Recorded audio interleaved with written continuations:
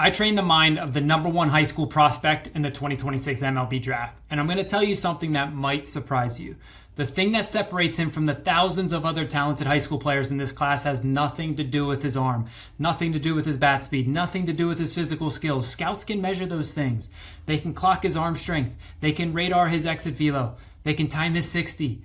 But there's one thing that no scout can put a number on, and it's the thing that's a huge part in his rise the past few years: his mind.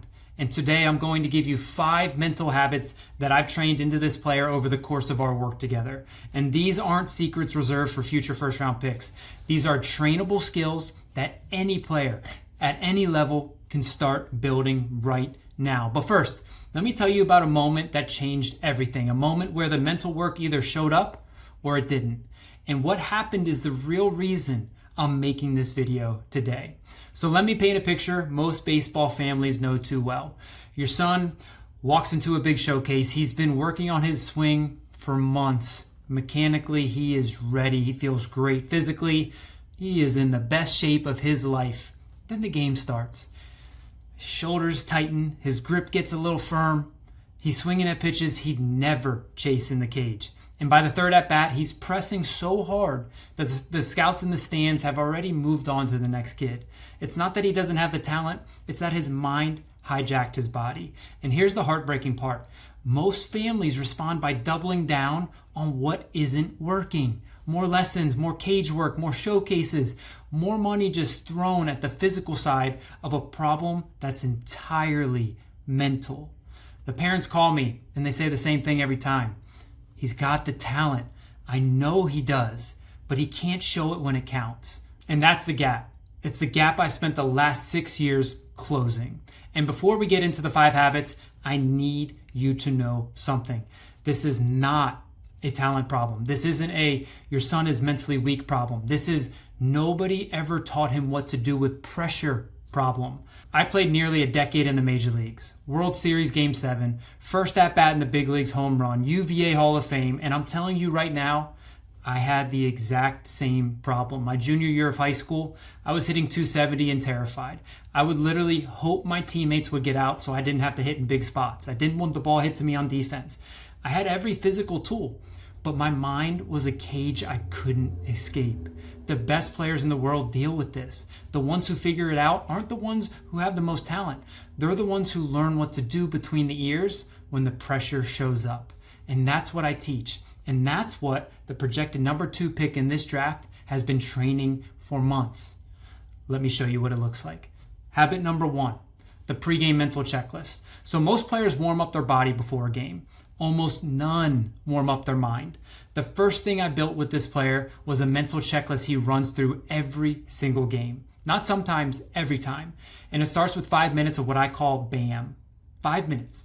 Breath and mind mastery is what BAM is. It's my reframe of meditation for athletes because a lot of kids hear meditation and they think it's soft. It's not for them. No, it's the gym for your mind. So he closes his eyes, he focuses on his breath, and when his mind wanders, which it will, he brings it back to the present moment. That's the rep. Think of it this way. Whatever your favorite exercise is in the gym, BAM is that for your mind. 5 minutes every game day, non-negotiable. And here's what most people miss. The goal isn't to keep his mind empty. The goal is to train his ability to control where his mind goes. Because in the 6th inning with the runners on, that ability is the whole game. Habit #2 is the mental movie. So after the breath work, he watches what I call a mental movie, and I don't mean a YouTube highlight video. He closes his eyes and visualizes his at-bats before they happen. He sees the pitch. He sees his swing. He sees the ball jump off the bat. He feels the crack of the barrel over and over before the game has even started. And I'll tell you a story. I did this before my very first at-bat in the big leagues. I sat in the dugout, eyes closed, and I saw the at-bat happen before it really did. Then I stepped up to the plate and hit a home run. First swing, 108th player all time in Major League Baseball history to do that. Coincidence? No, I don't think so. And neither do neuroscientists who study this. Visualization activates the same neural pathways as the actual movement.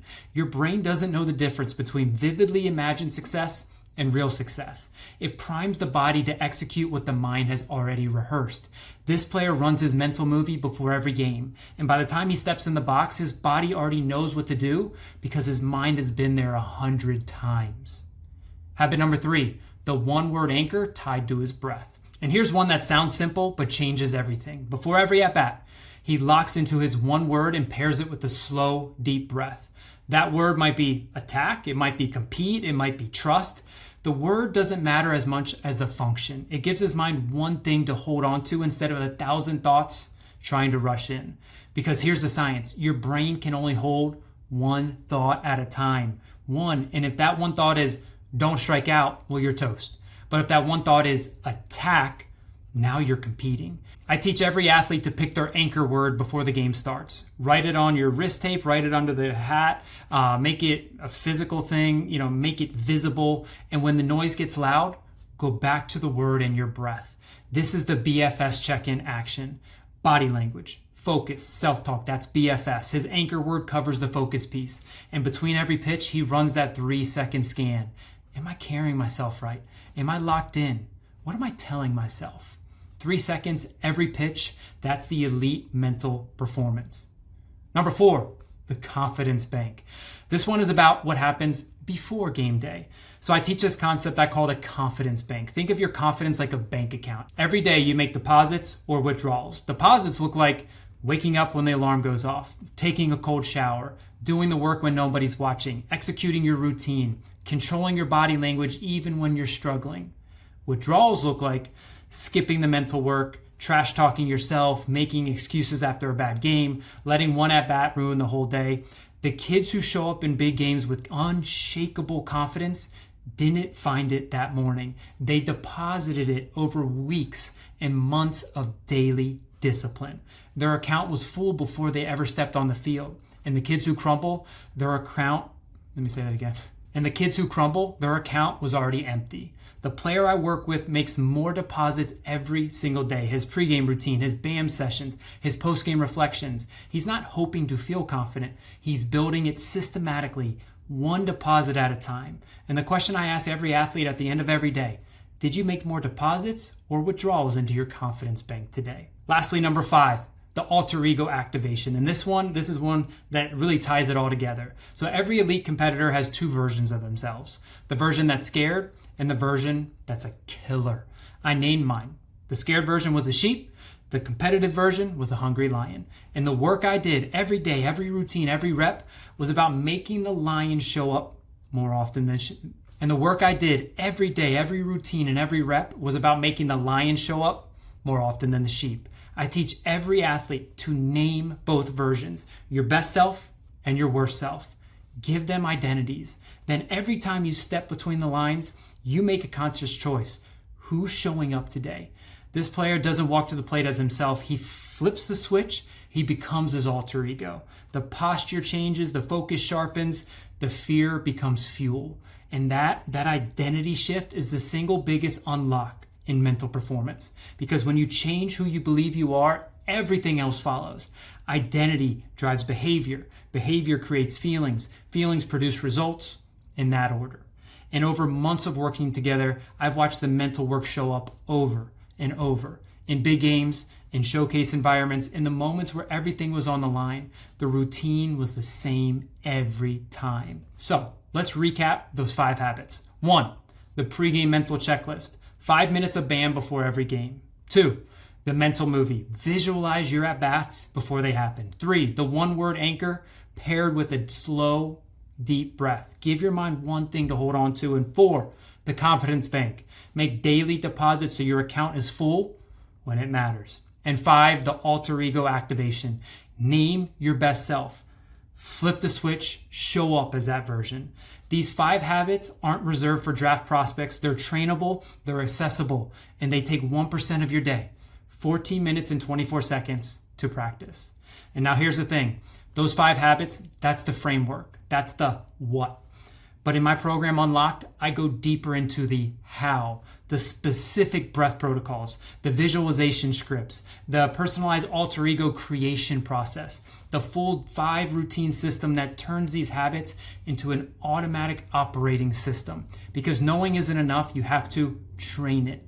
Just like you never learn to hit by reading a book about hitting, you can't master your mind by watching one video.